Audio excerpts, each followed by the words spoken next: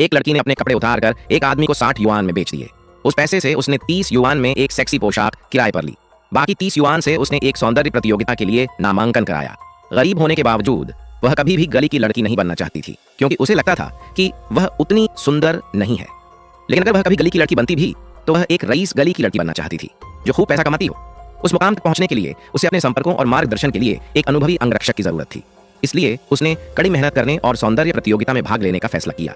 कई अमीर गली की लड़कियां ऐसी प्रतियोगिताओं के जरिए प्रसिद्ध पाना चाहती थीं और वह भी उनकी तरह बनने का सपना देखती थी।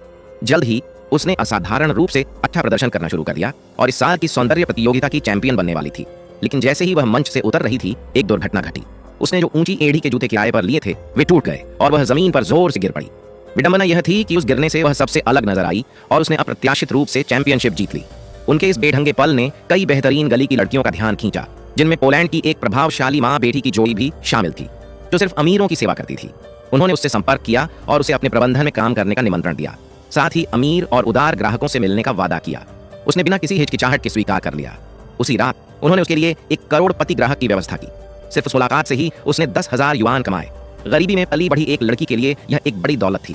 हालांकि उसे जल्द ही एहसास हुआ कि उसकी कमाई का 70% हिस्सा माँ बेटी को देना होगा। उन्होंने कहा कि हाँ, उनका हिस्सा बड़ा है, लेकिन जो मौके वे दे रही हैं वे बेशकीमती हैं और अगर वह छोटी उम्र से ही कड़ी मेहनत करे तो एक दिन वह सभी आम गली की लड़कियों से आगे निकल जाएगी। शुरू में उसे ज्यादा समझ नहीं आया और वह उनकी हर बात पर यकीन कर लेती थी। वह और भी ज्यादा ग्राहक लेती गई, हर एक को संतुष्ट करने की पूरी कोशिश करती रही। जल्द ही वह अपनी सास के अधीन सबसे ज्यादा कमाने वाली बन गई। लेकिन अंदर ही अंदर उसके मन में एक गुप्त इच्छा थी कि वह अपने नियंत्रण से मुक्त होकर ऊपर उठे। जल्द ही वह अवसर आ ही गया। एक दिन उसकी सास ने देखा कि वह हाल ही में कितना पैसा कमा रही है और उन्होंने उसे दुबई की एक छोटी सी यात्रा का इनाम देने का फैसला। मैं संकट मोचन हनुमान हूँ, मैं तेरे सभी संकट दूर कर दूंगा। तू इस वीडियो को लाइक करके चैनल को सब्सक्राइब कर ले और कमेंट में जय श्री राम लिख दे।